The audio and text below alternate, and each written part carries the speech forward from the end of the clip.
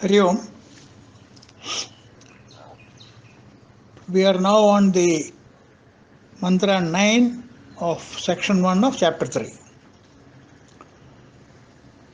Mantra reads, Esho antaratma chetasa vedidavyo yasmin prana panchadha samvivesha pranai chittam sarvamodam prajanam yasmin vishuddhe vibhavatyesha atma. This is the mantra. The peripheral meaning of it is this subtle Atman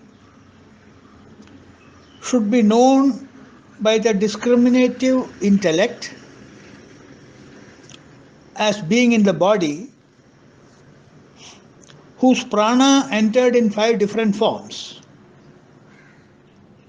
The chitta, the mind and intellect equipment, in all creatures is pervaded by pravana or interwoven with sense organs. When that intelligence is distilled and purified, the self shines forth. This is a rough meaning, but we have to analyze. The Rishi here explains that the purified or distilled intellect is perhaps the only instrument that may help a seeker realize Brahman. As explained earlier, intellect or buddhi, as we call, is the nearest to Anandamaya Kosha, which is next to the engine. Therefore, Vijnanamaya Kosha or the intellectual sheath is the only instrument that can help the sincere seeker to realize the ultimate goal. In our Panchakosha explanations earlier, we saw that the Vijnanamaya Kosha, like in a vestibule train, is the nearest coach to the pantry car, the Anandamaya Kosha, which is just next to the great power that pulls the train. The Atman, the reality, the supreme. The intellect, we saw, is the presiding officer of the mind, is the reporting officer of the mind, and it is the decision maker, Nishchayatmika Buddhi, the determinator, so to call. If we carefully examine the functioning of our intellect, very subtly, we will notice that it has a dual role to play, and it is playing. It is like a manager in an office setup.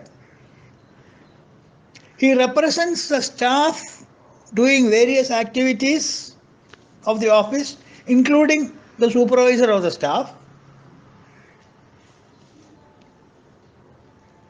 In other words, the sense organs and the mind.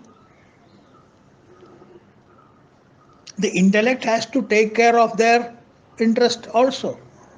Interest of whom? The interest of sense organs and the interest of the mind. At the same time, the intellect is also the representative of the owner of the office, by whose grace the entire setup is functioning.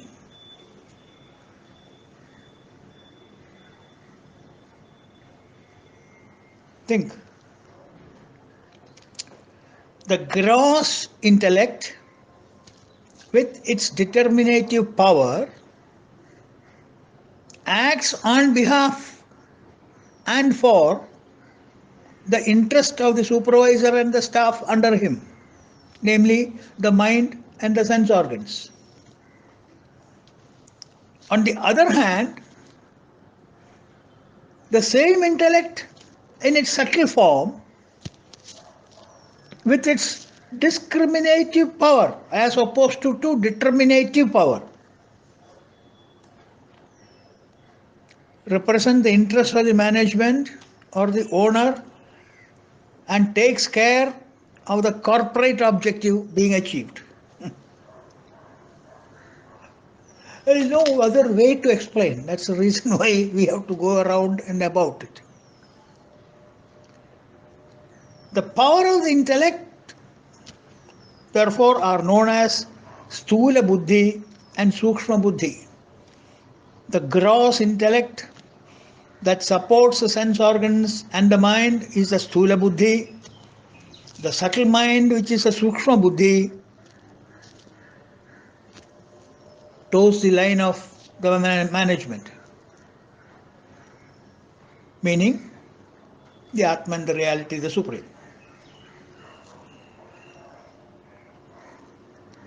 Now, in all living creatures who are gifted with intellect, except in man, the intellect has only one power, the determinative power. There are animals we know that is gifted with buddhi. There are many animals with buddhi, like elephant, cow, dog. They are all animals with buddhi, with intellect. They not only have a mind that play with their impulse, they also have an intellect to regulate their impulses or urges, at least some of them. This control over the impulsive urge is achieved through their buddhi.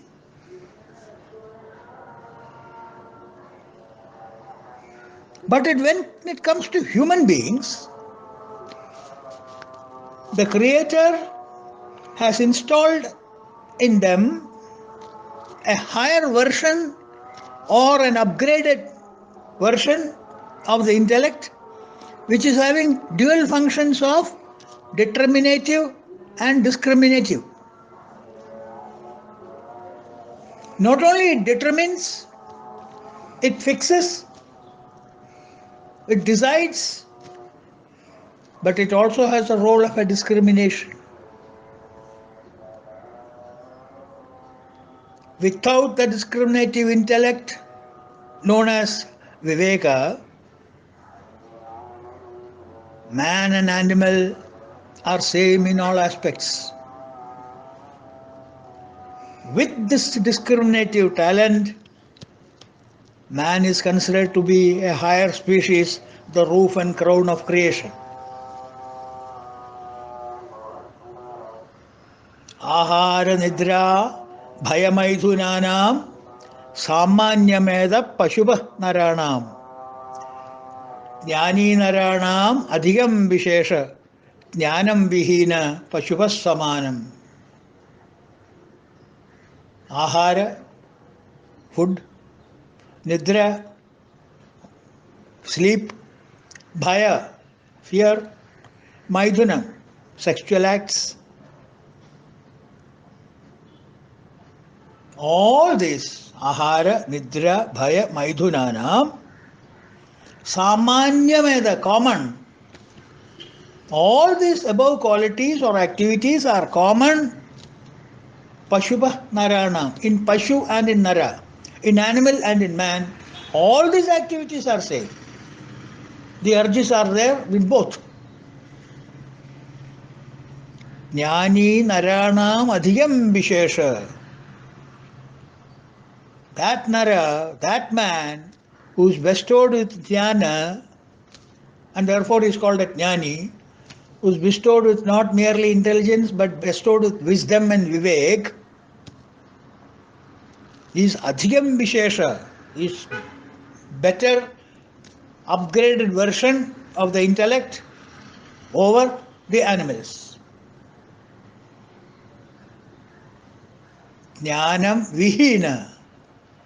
And man is without jnana, without this discriminative power, without this viveka. Pashubha samanam. He is equal to animal.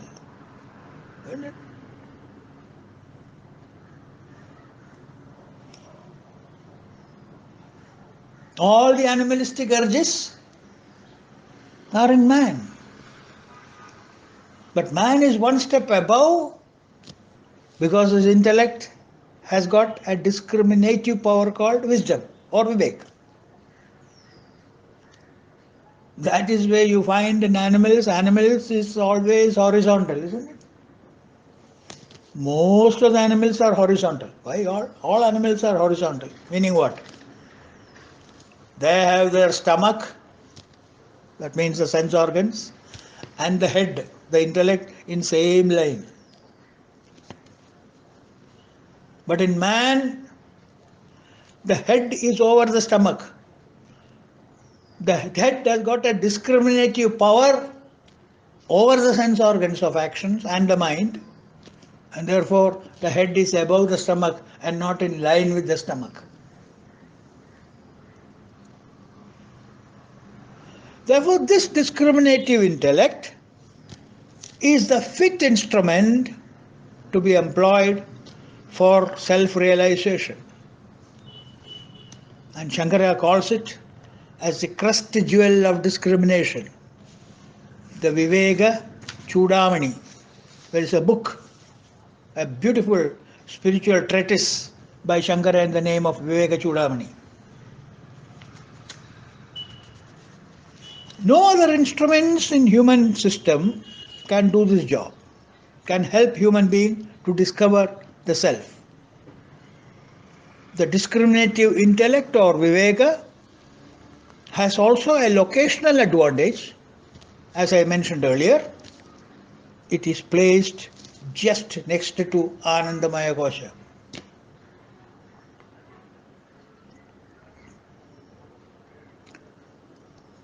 Now, through the physical body, we can see only the physical bodies and recognize their individual shapes, size, and colors. Isn't it? When my mind contacts another mind through wavelength, I understand the emotional content of kindness, mercy, goodness in his heart. Similarly, when I come in contact with another person's thoughts and ideas, I understand his intellectual qualities. But when I shake hand with another, I cannot understand his intellectual quality.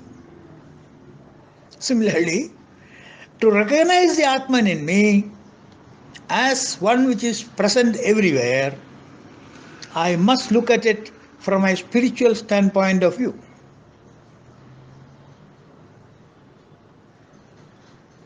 It is possible only when I withdraw myself into my spiritual personality from the world of OET. Therefore, one has to transcend the body, mind, and also the determinative intellect and take refuge in Vivek, the discriminative power in the intellect. The discriminative intellect, through the process of contemplation and meditation, has very clearly grasped the theoretical truth of reality and naturally would possess an inherent urge to proceed further by discarding the dictates of the mind and its emotional outbursts to enjoy the fleeting joys derived from the finite sense objects through the sense organs. Clear? It will have an urge of itself because having known what it is, it wants to go there. The discriminative intellect is thus soaked in the knowledge of reality and can thus help the seeker as a pole vault stick to take him a stride to the other side of the posts. He takes him up to the height possible by the pole, and then the pole is discarded and the seeker jumps out to the other side. The discriminative intellect, called wisdom or knowledge or vivek, is no more dogged down by the determining intellect, as it acquires a veto power over all the equipments in the system.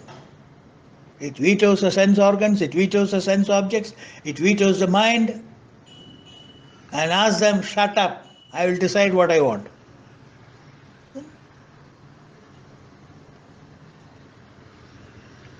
The discriminative intellect has already realized that the entire equipment in us is what we are really not, and is powered by a super energy, and therefore it is futile to identify with any of these equipments.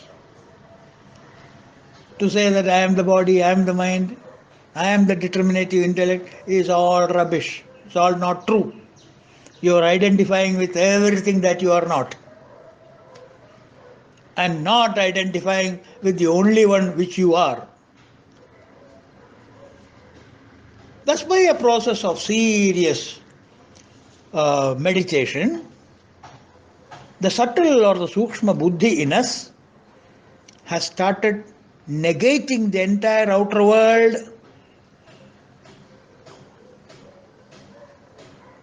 not this, not this, in answer to his search as to who am I. That primordial question the discriminative intellect puts. And he identifies himself, and he points out to all the objects, emotions and thought that we see around, and asks a question to himself, am I this? Am I this? Am I this? The discriminative intellect answers all those questions by saying, no, not this, not this, not the body, not the mind, not the senses, not the intellect, not the prana. This process of negation of objects, emotions and thoughts in Vedanta is known as Neti Neti process.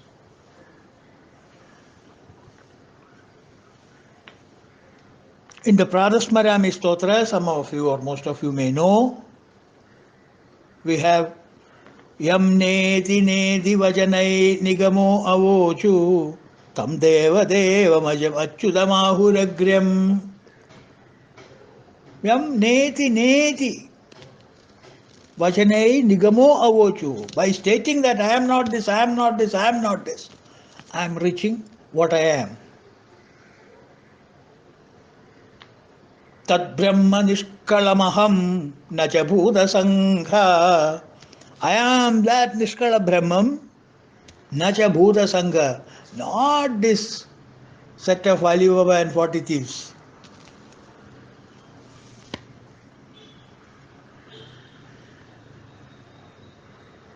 Having thus obtained the clarity about himself, it is safer, the Rishi says, to travel with the discriminative intellect to reach that undiscovered land from where no traveler returns.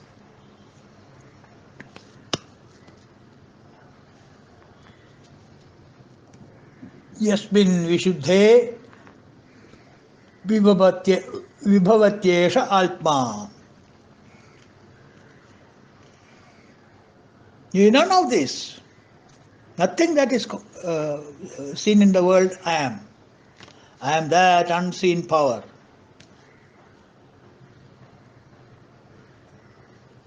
The discriminative intellect has now well understood that the true experiencer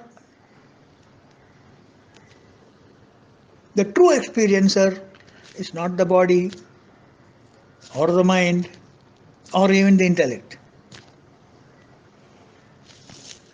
he is other than the experiencer, the experienced, or even the experience itself. There's a beautiful bhajan we sing, simple bhajan, packed with Vedanta ideas. ज्ञातृज्ञानज्ञेयविहितं ज्ञातुरभिन्नं ज्ञानमखण्डं ब्रह्मानन्दं परमद्वैतं शुद्धं बुद्धं तत्त्वमसित्वं शुद्धं बुद्धं तत्त्वमसित्वं ज्ञातृज्ञानज्ञेयविहितं.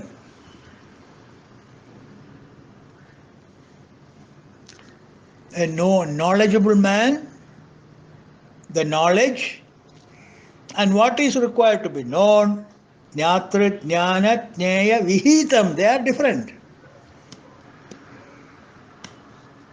Jnatura bhinnam, what is required to be known is different from the knower or the known. Is neither the field nor the knower of the field. The true knower of the field is what is to be looked for. So he is bhinna, jnatura bhinnam, jnanam akhandam. Knowledge is indivisible. It is impartable. It cannot be bifurcated to be here and there. It is there, here, everywhere. It is one whole mass of indivisible effulgence.